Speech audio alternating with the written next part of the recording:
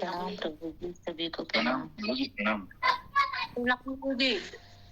हाँ जी प्रभु जी। प्रणाम प्रभु जी। अरे प्रणाम सबको, मेरा प्रणाम, नमस्ते। तो देखो, मुकेश भाई आए हैं? प्रणाम प्रभु जी।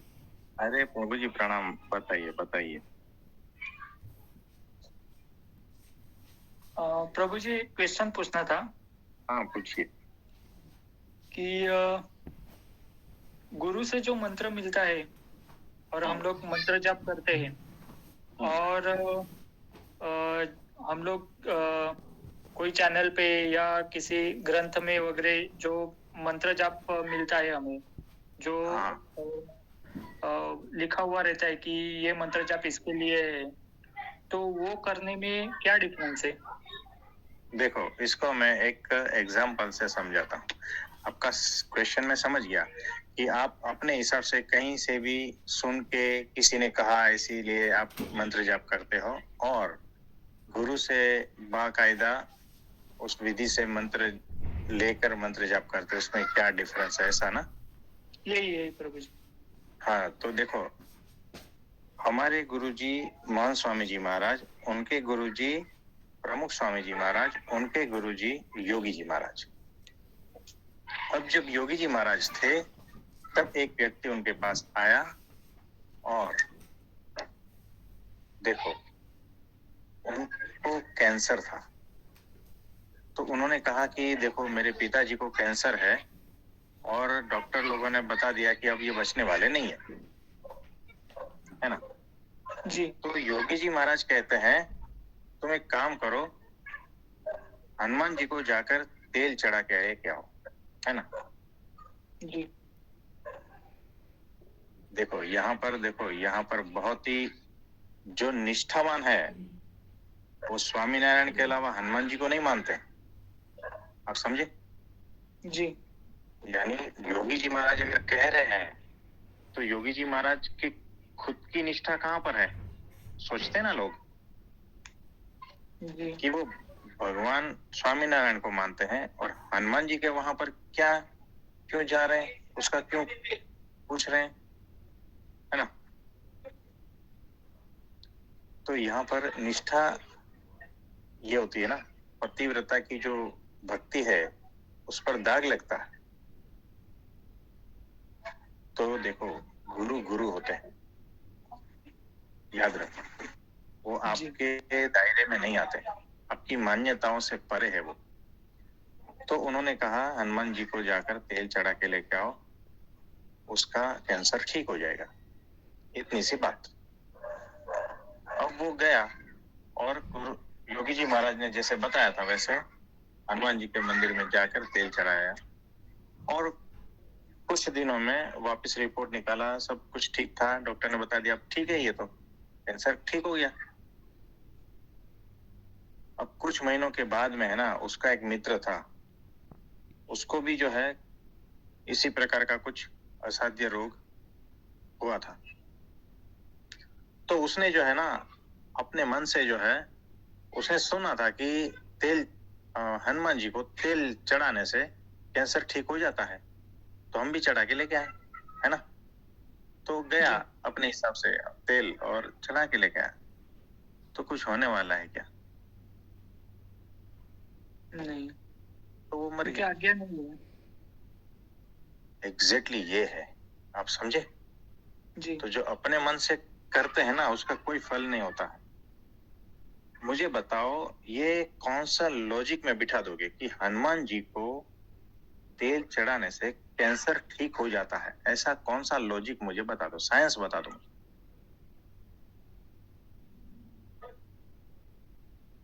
नहीं है ऐसा कोई सेंस। है ना? तो ये गुरु ही कर सकते हैं। गुरु सारे साइंस से पर है, गुरु सारे लॉजिक से पर है, आप समझे? गुरु सारी जी। मान्यताओं से पर है। आपका कोई भी मन में जो भरा हुआ है ना कचरा, वो गुरु के सामने काम नहीं आएगा। गुरु बुद्धि से पार है, गुरु माया से पार है, आप समझे? जी। वो जो कहते हैं ना, वो मानकर आपने किया ना, तो काम बन जाता है।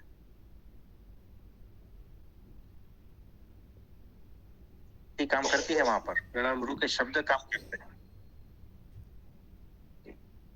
तो गुरु की शक्ति काम करती है वहां, उनके शब्द, वचन, उसके हिसाब से सब चलता है। एक्टिविटी तो खाली आपको ऐसे ही बताई, आप समझे? जी तो ये है, तो जब गुरु कहते हैं कि इस मंत्र का जाप करो, उस दिन हमने इसी पे ही तो लिया था कि जो एक गुरु ने राम राम जपने को कहा था, जी जी है ना? तो दुनिया में राम राम तो बहुत सारे बोलते हैं, वैसे नहीं। दुनिया में हनुमान जी को तेल तो बहुत लगाते हैं, सिंदूर बहुत चढ़ाते हैं, है ना? जी क्या होगा? कुछ नहीं होगा। अपने मन से जो भी करते हो कुछ नहीं होता है। गुरु के वचनों में श्रद्धा, विश्वास और उसका आज्ञा का पालन ही सबसे बड़ी साधना है, और वही सबसे बड़ा फल देगी। आप समझे?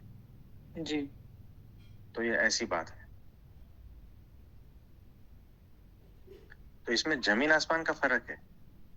जमीन आसमान का क्या कहे, मतलब उससे भी बड़ा फर्क है। आप समझे? जी तो ऐसा है। क्योंकि प्रभु जी ऐसे बहुत सारे मंत्र रहते हैं ना, कि जैसे कोई बोलता है कि हाँ बुद्धि चाहिए आपको तो सरस्वती जी का ये मंत्र कीजिए, पैसा चाहिए तो ये मंत्र मंत्र कीजिए। ऐसे बहुत सारे मंत्र रहते हैं, लेकिन कभी कभी ऐसे भी होता है कि लोग बचते रहते हैं, लेकिन फिर उसका रिजल्ट नहीं मिलता है, फिर छोड़ देते हैं, फिर दूसरा मंत्र पकड़ते हैं। तो ये सब चलता रहता है, दुनिया का और खेल ये है ये पुराणों सब। से वो आया हुआ रहता है ना, कि ये मंत्र करने से, जैसे पुत्र कामेष्टि यज्ञ करने से पुत्र होगा, ये बहुत पहले से बताया है। देखो, लेकिन ऐसा कुछ होता मैं ही बताऊं नहीं। आपको, मैं बताऊं, सारा कुछ कर दिया है। 8 साल हो गए, 5 साल हो गए, 10 साल हो गए, किसी को संतान नहीं हो रहे थे। आप समझे? बहुत जी कुछ ज्योतिष में दिखा दिया, इधर उधर सब कुछ दिखा दिया। आज ऐसे 8 कपल है जिन्होंने हमने हमने सहजता से बोल दिया कि तुम्हारे संतान होगा, किसी को बोल दिया पुत्र होगा, तो हो गए हैं। उसमें क्या बड़ी बात है?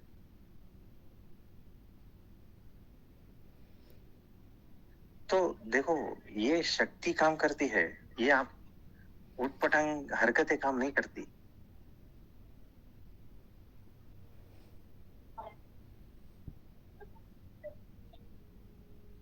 तो ऐसा है। जी प्रभु जी।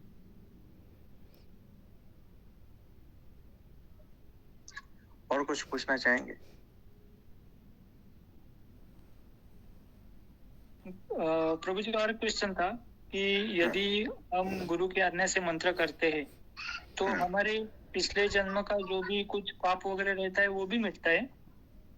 सब खत्म हो जाता है। गुरु के वचन से क्या नहीं होता है?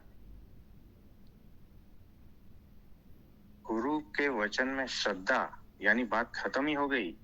हमारे महान स्वामी जी ने कुछ बोल दिया ना, एक शब्द, और हमने वो पकड़ के उस हिसाब से कर दिया ना, तो उनके मन में जो होगा ना उसका रिजल्ट, वो रिजल्ट आएगा ही, पक्का।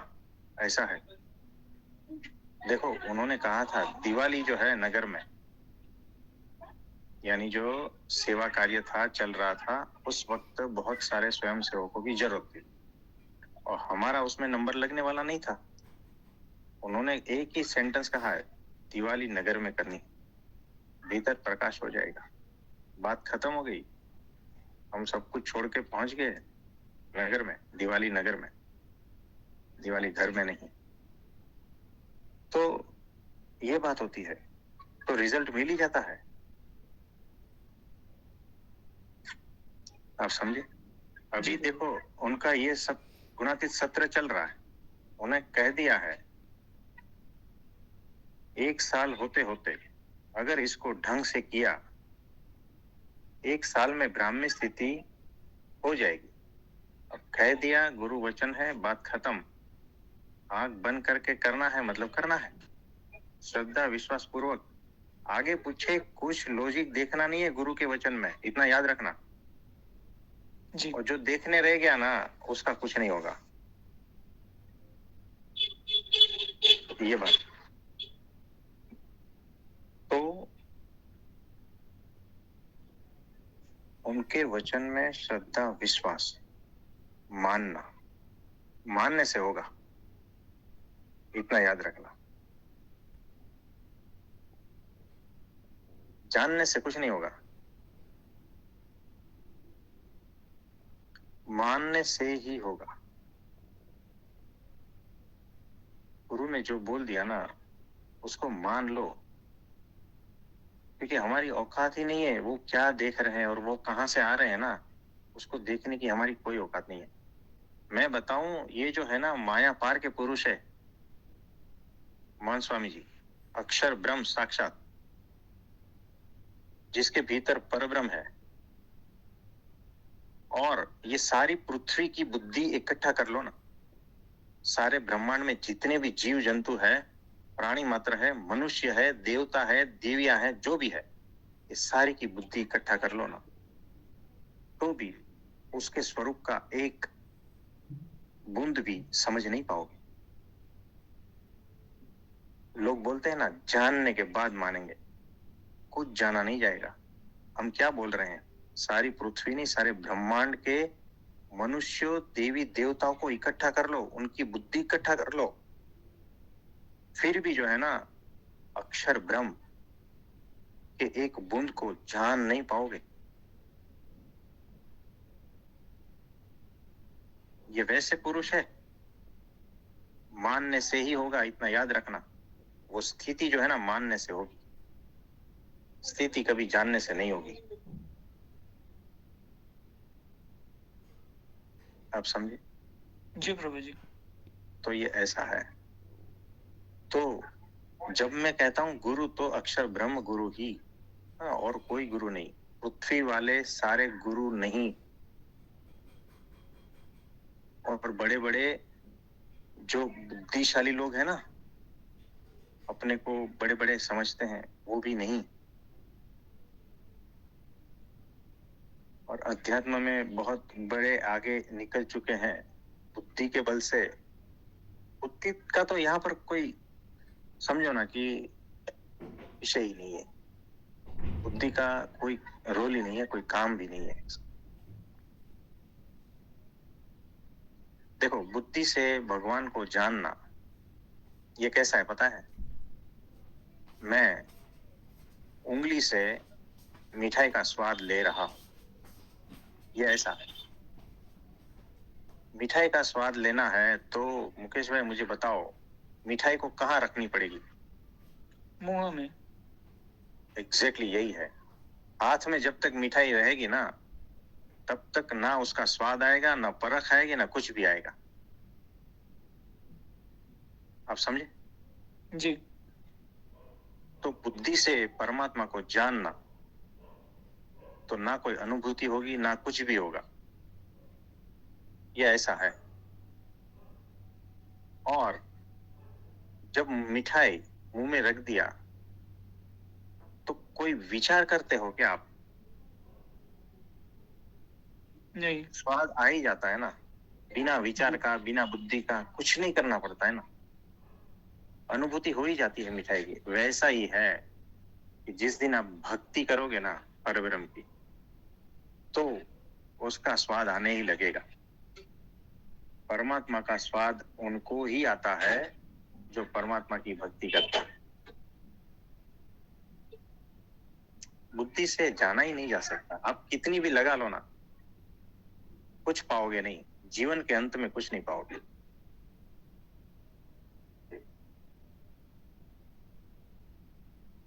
और कुछ पूछना चाहेंगे? नहीं प्रभु जी, इतना ही था। धन्यवाद प्रभु जी। हाँ जी, नमस्ते नमस्ते। तो आज और किसी का कोई प्रश्न रहेगा तो एक आध ले लेते हैं, फिर हमारा जो है वो गुणातीत सत्र चालू हो जाएगा। तो वो 9 बजे से चालू ही है, लेकिन थोड़ा एडजस्ट कर लेंगे हम। तो कोई और पूछना चाहेंगे तो बताइए। हाँ गुरुजी, मेरा एक प्रश्न था बड़ा। हाँ जी, बोलिए। गुरुजी, मैंने ऐसा जो सुना है कि अगर व्यक्ति को मोक्ष की भी इच्छा हो तो भी मोक्ष नहीं मिलता, मतलब ये इच्छा भी नहीं करना चाहिए। मैं थोड़ा इस पे मतलब बोले तो बराबर ही हो गया, आप एक तरफ संसार की इच्छा कर रहे हो, एक तरफ मोक्ष की इच्छा कर रहे हो, तो इच्छा तो है बिल्कुल, तो भी बोले मोक्ष नहीं होता है। मतलब मैं थोड़ा इसको डिटेल में आप समझाएंगे तो समझ जाऊंगा। तो देखो, मृत्यु के वक्त अगर मोक्ष की इच्छा है तो एक जन्म के बाद में मोक्ष मिलेगा। अगर जीते जी मोक्ष की इच्छा है तो गड़बड़ हो जाएगी। तो जीते जी अगर मोक्ष की भी इच्छा नहीं है तो शून्य में चले जाओगे, और मोक्ष की भी इच्छा नहीं है प्लस परब्रह्म की उपासना भक्ति है तो मोक्ष होगा। अब समझे? जी जी गुरु। तो मोक्ष की इच्छा नहीं, यानी कि मोक्ष की भी इच्छा नहीं तो शून्य में चले जाओगे। और अगर मोक्ष की भी इच्छा नहीं के साथ में परब्रह्म परमात्मा की उपासना भक्ति रहेगी तो आपका मोक्ष निश्चित है, तो फिर मोक्ष हो जाएगा। जी तो जी जिसको मोक्ष की भी इच्छा नहीं है ना, उसका मोक्ष नहीं होगा, उसको वापस आना पड़ेगा। आप समझे? जी। तो मोक्ष की भी इच्छा है उसको भी वापस आना पड़ेगा, और मोक्ष की भी इच्छा नहीं है उसको भी वापस आना पड़ेगा। तो मोक्ष किसको कहते हैं? ये देखो, ये सारा खेल जो है ना, बुद्धि का खेल है, और कई सुनी बातें हैं, इसमें ज्यादा झंझट में नहीं पड़ना है। एक ही बात याद रखना है, मोक्ष उसको कहते हैं परब्रह्म की उपासना भक्ति। अक्षर पुरुषोत्तम उपासना जो है, जिसके भीतर दृढ़ है और वो परब्रह्म की भक्ति करता है, तो वो जीते जी मोक्ष में ही जी रहा है। अब उसका कुछ भी बाकी नहीं रह गया। सिर्फ शरीर के हिसाब से ये है, यानी जब तक शरीर है तो यहां है और सामने परमात्मा है, जीवंत, प्रत्यक्ष, मूर्तिमान। और ये शरीर को त्यागने के बाद में भी सामने परमात्मा है, प्रत्यक्ष, जीवंत और मूर्तिमान।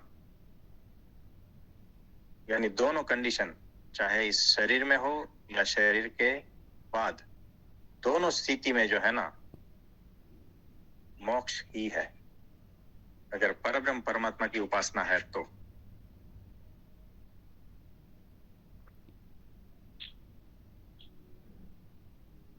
धन्यवाद प्रभु जी। जी हाँ जी। तो जीते जी और मृत्यु के बाद भी जिसको अक्षर पुरुषोत्तम की उपासना है ना, वो मोक्ष में ही जी रहा है।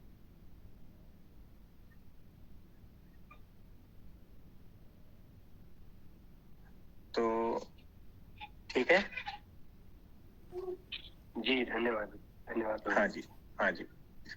तो सबको मेरा नमस्ते, प्रणाम, सबको बहुत बहुत धन्यवाद है। और सब जो है गुणातीत सत्र में ज्वाइन कर लेना, ठीक है? नमस्ते, प्रणाम। हाँ जी। धन्यवाद प्रभु जी।